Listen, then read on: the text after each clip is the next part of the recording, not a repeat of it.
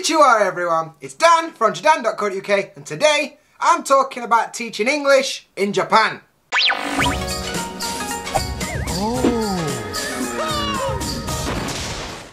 Cheers for finding my video everyone, I appreciate that. If they're new around here, do me a favour, hit that subscribe button for more fun, interesting and useful videos about life in Japan. Before we get going today's question. Do you want to teach English in Japan? I don't know. Comment section below, let a bro know. I look forward to hearing from you.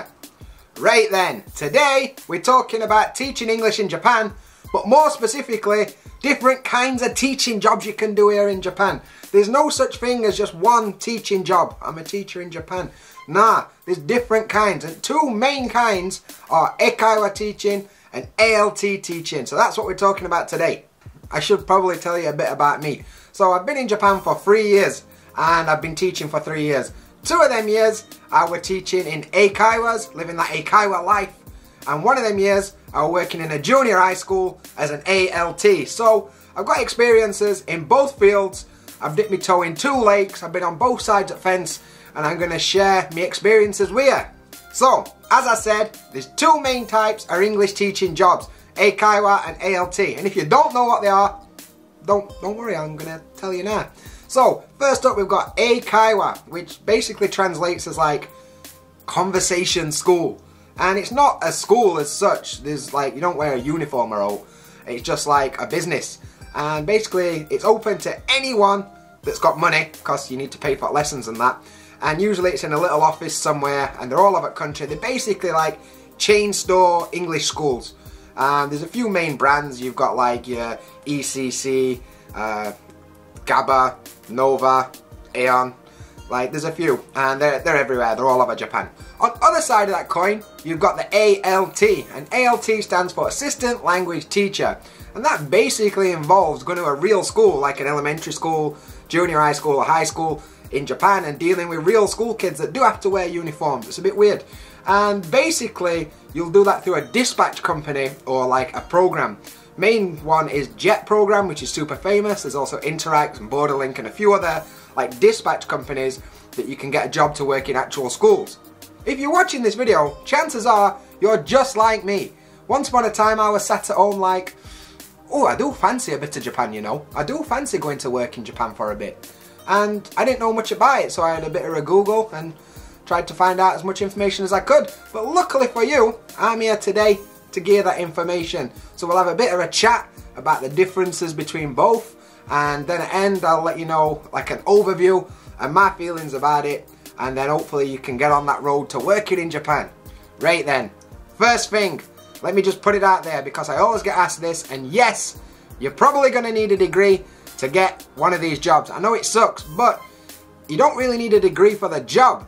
You need a visa for the job, and in order to get a visa you need a degree, or to be married to a Japanese person, or have Japanese descendants, or I don't know, something like that, maybe working holiday, I don't know. But either way, you're going to need a visa to work for one of these companies, and the visas you need for each one are a little bit different. To work in Eikaiwa, I came here and I had a Services in Humanities or something like that. Services in Humanities visa. And when I switched to ALT life, I had to become an instructor on an instructor visa. And basically they're just different titles on visa. I don't really know what they mean or what they do. But that's what each one needs in order for you to work there. Second thing people always want to know about these jobs is Skrilla. How much money can I bank while I'm doing one of these jobs? And I hate to break it to you, but you're not going to be rich. You're not going to be making it rain and driving around in Lambos and wearing, I don't know, Jordans or whatever kids are into these days.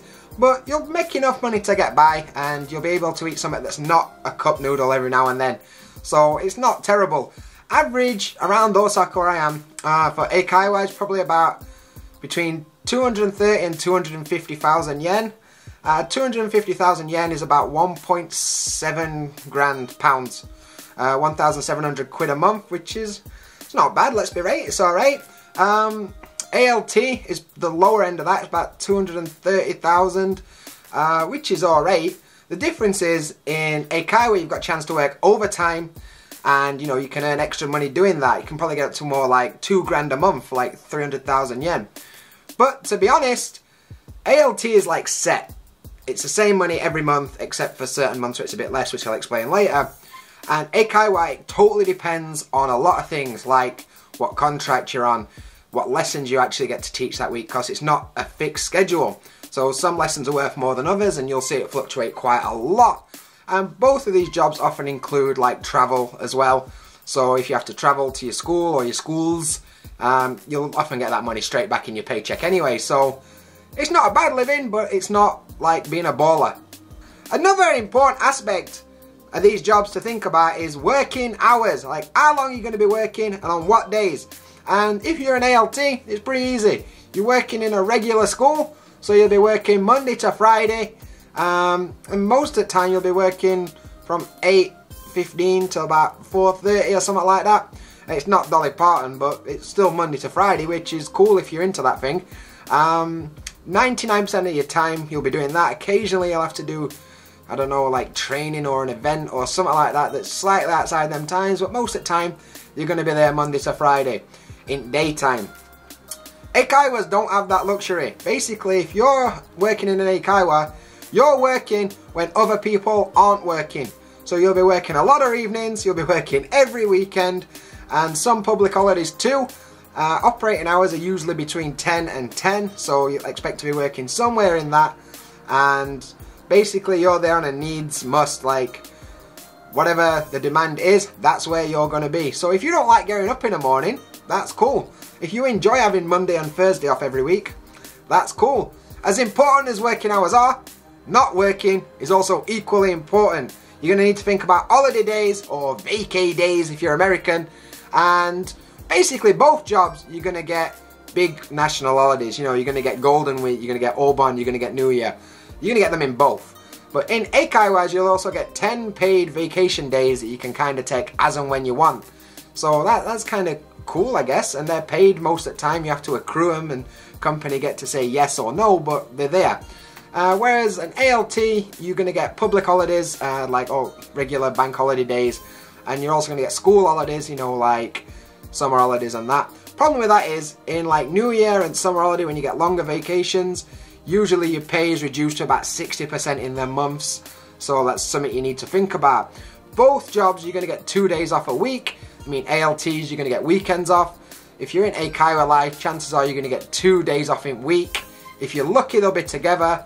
When I was working at Eikaiwa, I used to have Mondays and Fridays off, which were cool because I only had to work 3 days before I had a day off, but it also felt like you never really got a break. When you get inside classroom, these two jobs are completely different. They're night and day. They're not even close. So if you're in an Eikaiwa, your classes are going to look something like this. The age range is somewhere between 3 and 300, whatever. Your class size for adults is probably going to be around 5 or 6. And if it's kids, maybe a few more, maybe up to 8 or 10. And basically, people that go to these schools go there of their own volition. They don't need to go, they choose to go, and they have to pay to go. So chances are they're going to be pretty motivated to actually learn some English. On the other side of that coin, ALTs. Like, you're teaching in an elementary school or a high school or a junior high school, so everyone in that class is same age. And classes are a lot bigger. I think my biggest class is 41 students these days. But you're looking at least 30 in public schools in Japan. And I'll be honest, most of them kids don't want to learn English. When I was in school and I had to learn French, I did not care about French at all. I didn't want to learn French. I understand these kids, they don't pay to go there, they're just there because they have to be. And they can be a bit unmotivated, so you need to kind of learn to deal with that. In terms of the actual teaching style, they're also very different. In an Eikaiwa, chances are whichever company you work for has got lesson plans or books or materials that you use. You go in lesson on your own and you deliver that lesson, and it's more a case of like encouraging communication rather than being like, this week we're learning past tense verbs or something like that. Whereas an ALT, you work to a curriculum which is usually set out by Board of Education. School will have their own set of textbooks that they work with, and you'll work team teaching with like a Japanese teacher of English, and most of the time you'll follow their lead. They'll be like, okay, today we're doing this lesson, and maybe you can come up with stuff to do together, or maybe they'll be like, Dan, teach this lesson, and I'll make my own lesson plan up. But it's very, very different. To be honest, there's a lot less stress in Eikaiwa life because you just kind of on autopilot. You've done all these lessons a million times and you just go through it. Whereas in ALT, like, it could be something completely different that I've never taught before and be like, oh, we're doing this tomorrow. Like, oh, safe. I best crack on then, Anna. Another thing that people always ask me about teaching English in Japan is, do I need to speak Japanese? Nah, not really. Kinda, yeah, but not really. It's not a rule. Like, you need English to teach English, not Japanese. And Eikaiwa side of things, they really don't care if you speak Japanese or not. In fact, it's probably better for them if you don't.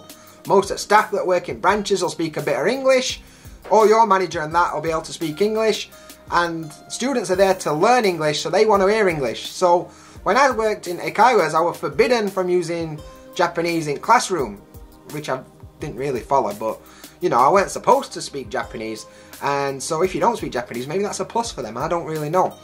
ALT side, in front of students, don't speak Japanese. Even if you understand Japanese, they can ask you a question in Japanese and you answer in English, that's cool. And they're like, hang on, he can understand Japanese, but he speaks to me in English. But that's what you're there for. You're there to speak English and be a native speaker.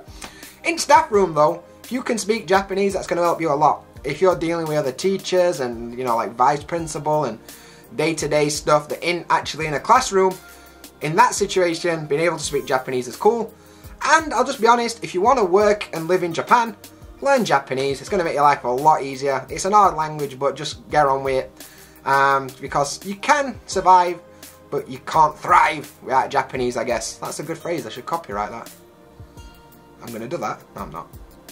So there you go. That's a quick roundup of 2 main types of teaching jobs available in Japan.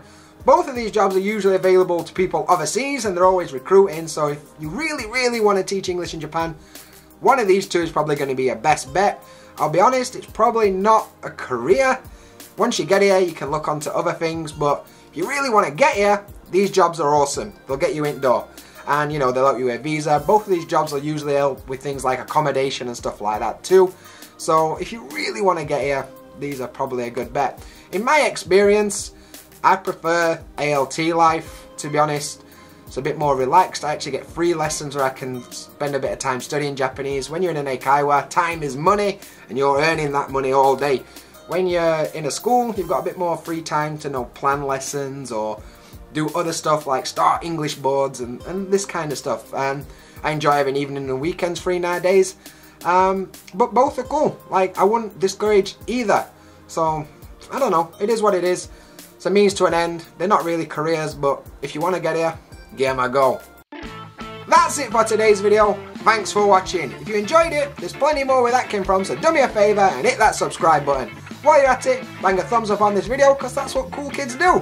Also, big up the hashtag JaDan fam over on Patreon, patreon.com/JaDanDanDan. You guys are awesome. But, as always, until next time, Jamata!